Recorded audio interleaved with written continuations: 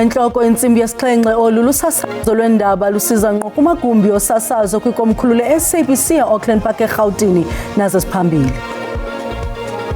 In respect of yourself as accused number 1, regarding count number 5, how do you plead? Guilty. Usomashishini otyholwa ngokuba ungqondo wamaqela emigulukudu uVusimuzi Cat Matlala udize amagama amagosa phezulu kwinkonzo yesipolisa kwizenzo zorhwaphilizo enyeke ukugwetywa ixesha elincinane entolongweni. Bangaphaya kwe-14,600 abemi bangaphandle abalinda ukuxoxa amatyala abo kwintolongo zeli. Molweni emakhaya, khongozelani uvimba esinilungiselele wona ngokuhlwanje.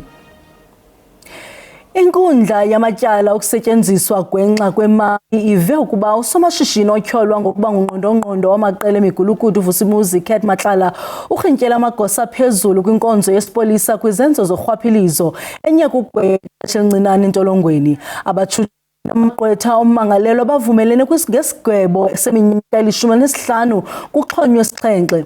uMatlala wavume onke amatyala ngokunxulumene nethenda yenkonzo yesipolisa yanikwa inkampani yakhe. Of fraud involving certain bid documentation in respect of a tender to the value of 228,665,280 rand as accused number 1. How do you plead to this count? I plead guilty. Njengenxalenye yesivumelwano nabatshutshisi, uMatlala uvume onke amatyala atyatyekwa wona, nto nje into athi akazukuyenza kukwehla yedwa. Ukwavume kubalingqina lenkundla erhintyela izinxibamxhaka zenkonzo yesipolisa ezityhola ngokuba nkqone lurhwaphilizo. Often enough, the high-profile offenders get off scot-free. They're not even charged because there's no evidence to support that. For the first time, we have an accused who has come forward and has given us detail that we would not have been made aware of. We acknowledge that the crimes committed were severe, but as the state put it, we submit that the interests of justice would be served if this agreement is allowed to proceed and Mr. Matlala cooperates as he's undertaken to do with the state. Kunjalo uMantya kakamfumanise netyala uMatlala kulawo ajamelene nawo, kwaye usatya amathambo engqondo ngesigwebo esinokumfanela ekuvunyelwene ngaso ngabatshutshisi namagqwetha akhe. Igunya bantu lezotshutshiso lithi kungabanjwa abanye abantu ngokwesisivumelwano. We might have other people that might be followed up as soon as possible. Isigwebo ngakulenyewe silindileke ngomhla wokuqala kuJulayi. Bangaphaya kwe-14,000 abemi bangaphandle abasalindele ukugwetywa kweli loMzantsi Afrika, ngelixa bengaphaya kwe-13,200 abemi bangaphandle abavalelwe ngaphakathi kwintolongo zeli. Kwindibano yentlanganisela ejongene nokhuseleko nocwangco epalamente namhlanje, nalapho sihlalo bekomiti bethethe kunye nonondaba ngemiba edlumzi kumacandelo abo ohlukeneyo. Seqenqeleke iminyaka umba wokugcwala ngokugqithisileyo kwamaziko ezoluleko kweli udala inkxalabo. Usihlalo wekomiti yepalamente kwimiba yamaziko ezoluleko uRhomotso Ramolobeng uthi ukuba nabemi bangaphandle abaseluvalelweni kweli lizwe kongeza uxinzelelo kurhulumente. Uthi kufuneka kwandiswe izivumelwano zokuhambisa amabanjwa kumazwe awo ezifana nesivumelwano esikhoyo phakathi kweli lizwe loMzantsi Afrika kunye nelizwe laseBotswana. We welcome the recent prisoner transfer agreement, which is the memorandum of agreement between our government, South Africa and Botswana, which provides an important framework for the repatriation of sentenced offenders to serve their sentences in their home country. Such bilateral agreements have the potential to ease pressure on correctional facilities, reduce incarceration costs, and strengthen rehabilitation by allowing offenders to remain closer to their families and their support networks. Ephefumla ngomba utshisibunzi wabemi bangaphandle abangekho mthethweni ekuphatheleni kweli, usihlalo wekomiti yepalamente ejongene nemicimbi ekhaya uMusa Shabane uthe le komiti iye yanothethathethwano neqela leMarch and March ukuva izikhalazo zalo. Meanwhile, the committee has itself to constructive engagement with the memorandum submitted to the Speaker of the National Assembly by March to March. The committee remains committed to ensuring that all matters raised in the memorandums are given due consideration through the appropriate and parliamentary process. Ephendula malunga noqhankqalazo olucetywayo lwangolwesibini weveki ezayo, uShabane uthe amapolisa aza kube engxangile eqinisekisa ukhuseleko lwawo wonke ubani, kuquka abathatha inxaxheba kuqhankqalazo kunye nabo bachasene nalo.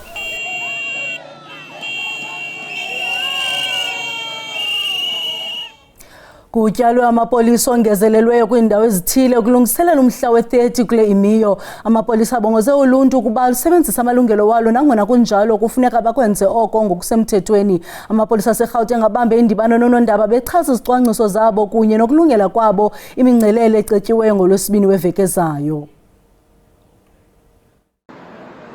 Inkonzo yesipolisa kweli ngokwehlukana kwayo kuquka ne-K9 yinxalenye yamapolisa ayakube eqaphele imeko ngelokhozi ukuqubisana nazo naziphina izenzo ezigwenxa ngomhla wama-30 kule imiyo. Ezinye iarhente zogcino mthetho nazo ziqule zaligangatha. We have operated and managed to put together the South African Police specialized units, which includes your TRT, your public order policing. Amapolisa akhuthaze uluntu ukuba luthi qha ekuphatheni izixhobo ezinoba yingozi kwabanye abantu. We are saying people must be armless, and I should think it will be very much easy if you walk, you're not carrying, something. It will be very much easy as such. Kwelinye icala izithile ezisibhozo eMpuma Koloni nazo ziqeshelwe ngolokhozi kunye namaziko okusebenza amanyeneyo. Sele kubonwe izixholo-xholo nodushe oluchasene nabemi bamanye amazwe abangenamaxwebhu kwiindawo eziquka iMdantsane, iMatatiyele, iMthatha kunye nakuGompo City. All 8 districts have been placed on high alert with additional personnel deployed and operational plans activated to deal with any potential unrest. Kusenjalo kwelikaBhanana eThekwini ingqungquthela idibanisa abachaphazelekayo abazintlaba zahlukane ukusekela kwicandelo lezoshishino ukuya kubameli bamazwe angaphandle kunye nearhente zogcino mthetho. Once they're in the country, they overstay, and after overstaying, when our law enforcement agencies try to enforce the law, they then abuse one of our very important legislation. Le ngqungquthela ikwafumene izindululo zokulungiswa kwemithetho yokufudukela kwelinye ilizwe. Kucingela ukuba izisombululo zengqungquthela ziyakuzisa iqhinga likarhulumente lokulawula ukungena nokuphuma kweli. Uqoqozwano phakathi kwamapolisa nabarhanelwa ababizwa njenge-Rolex Gang lushiya abarhanelwa abathathu benabele uqaqaqa. Amapolisa athi alunywe indlebe ngokuphathelene neqela lamadoda ahamba ngezithuthi ezintathu ezahlukeneyo naphanga kudederhu lwevenkile kwisixeko saseRhawutini.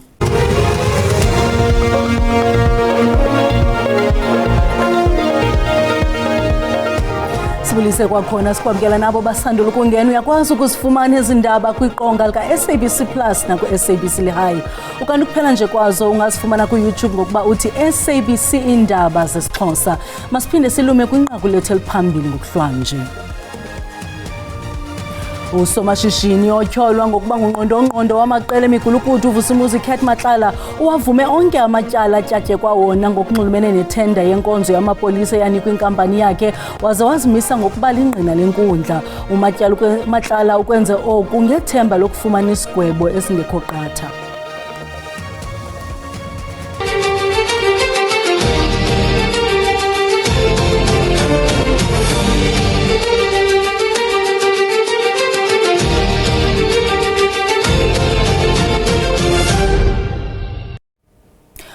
Inhloko okhokele ubungqina kwikomishoni kaMadlanga uAdvocate Matthew Chuckelson uphakamise ukuba usomashishini wasemntla-ntshona uSuleiman Karim kuza kufuneka ehlolwe ingcali yezempilo echongwe ikomishoni ze kubekho notshutshiso longezelelweyo xa ephanza ukwenza oko. Ukuphanza kwakho kosomashishini wasemntla-ntshona uSuleiman Karim ukuvela phambi kwekomishoni ekhankanya ukugula ngokwempilo kukhokelele kwinkxalabo kwintloko ekhokele ubungqina uAdvocate Matthew Chuckelson nobethelele ngelithi ngumkhwa ovamileyo lo xa uKarim emiselwe ukuvela ekuchopheleni uphando lwekomishoni ekuzunguleni inyaniso. uChuckelson uphakamise umhla we-15 kweyekhala ukutsho inyanga kaJulayi eseleka ngelithi ukuba uKarim ubalula impilo eqhoqekileyo nangalo umhla uza kusingisela kwingcali yezempilo echongwe ikomishoni. If Mr. Karim does not agree to be examined by an independent specialist, then we will ask the Commission to recommend that he be prosecuted under Section 5 and 6 of the Commissions Act and Regulation 12(2) for hindering the proceedings of the Commission. Lo gama ikomishoni itshintshe ikhasi yabuyela kwisiganeko seziyobisi seyekhala ngo-2021 kanye nobekwe eqongeni ukudandalazisa inkcukacha uTumelo Nkulu. My presence at Yellow Jersey was for me to point out or give the location, point out. Mr. Nku, my question to you is this. Have you ever been registered as an official SAPS informant? No, Chair. Then that means you've never been issued with an informant number. I was never issued with an informant number.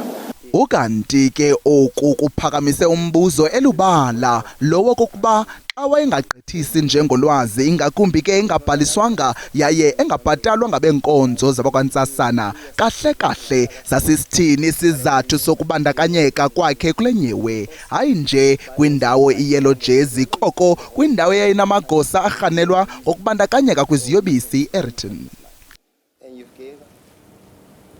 Ikomiti kazwelonke ye-ANC igxeke iphulo le-March and March njengoquluka ubhode neliphembelelwa lupolitiko.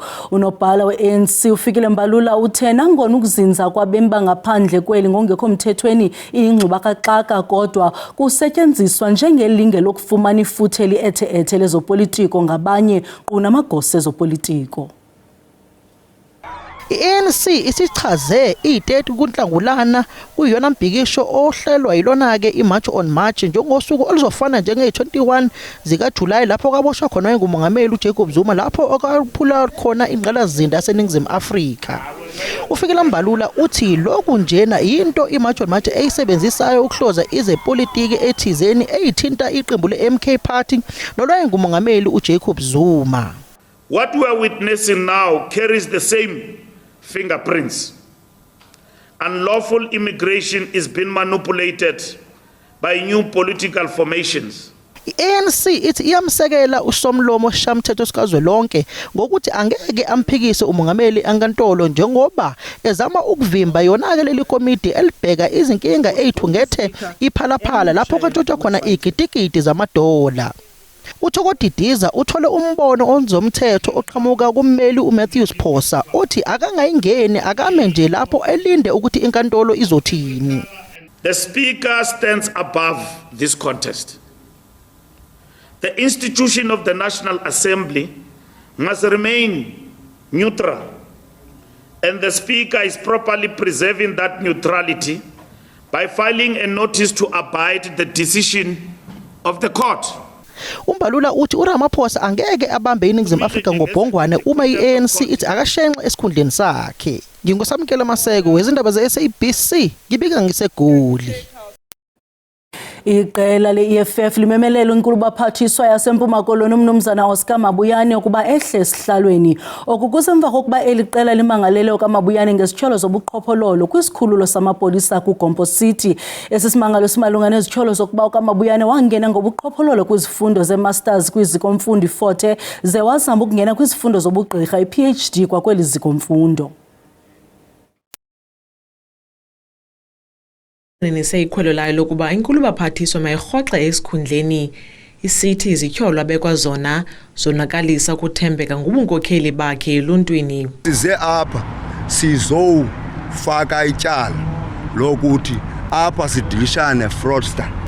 Inye ke into esiyifunayo ukubana le case ithathwe ngale ndlela iyiyo, iphandwe ngobunzulu ubunyani balento i-EFF izisileyo, ukuze uOscar Mabuyane njengomuntu oyaziyo lenyani enze lento aba bantu besebenzisana nabo bayenzayo ba-resign.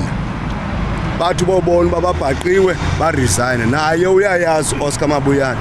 Uxokile phaa ecourt wathi uyaqala udibana nale report. Icourt yathi ubuyazi le report and zange uyiphikise.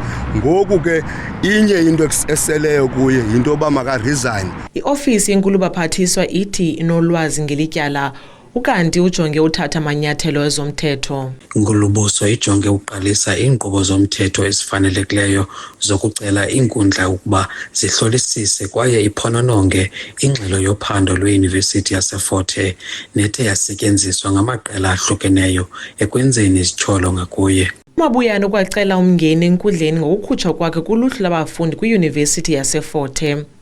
Kwiindaba ze-SABC, Ndunguntombuzo Kobhalintulo kuGompo City. Ngaloo ndlela siwuqongqothile uvimba wangokuhlwanje sinikhumbuze zangomsoni siphakelwa ngoogxa bethu ngesiZulu. Kamnandi mawethu.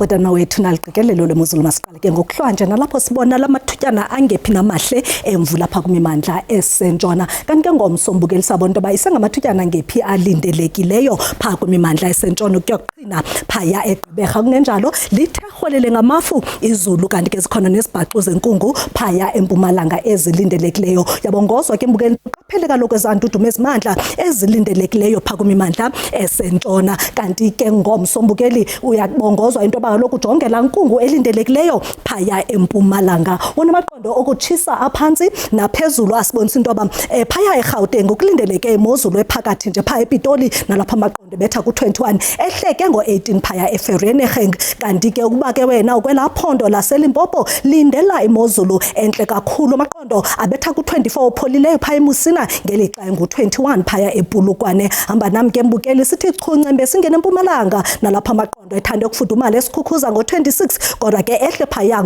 eMashishini ngo-19 degrees ukuba ke wena uphaya kwelaphondo laKwaZulu Natal lindele imozulu efudumele nje kakuhle 25 omhle phaya eThekwini ngokunjalo naseMgungundlovu ngelixa phaya eRichards Bay silindele u-26 masithi chuncembe singene phaya eMpuma Koloni lapho kuphole kakuhle ezibeleni phayana ko-Westbourne ngo-23 eKomani nakwaNojoli ke mbukeli ngulo-23 ophole nje kamnandi ngoku masingene phaya eNtshona Koloni nalapho ke amaqondo ethande kuba phansi ngo-19 phaya eRemanus ngelixa kupholile eVostile ngo-23 degrees Celsius kuba ke wena uphaya kwelaphondo lase-Northern Cape lindela imozulu ephole kamnandi ngo-24 e-Uppington ze ehla amaqondo ngo-19 phaya eDiara ngoku sithi chuncembe singena phaya eFreystata nalapho amaqondo ebetha ko-19 koKroonstad ngelixa phaya ko-Ficksburg silindele u-18 degrees Celsius ngoku masiqongqothi ibekile yethu ngelaphondo lase-Northwest nalapho ndingatsho ndithi noko lihle izulu eTaung amaqondo abetha ku-21 phaya koTaung nako-Bloemhof phaya ngelixa koMahikeng silindele u-19 degrees mandiphele emehlweni ndisale entliziyweni kamnandi mawethu.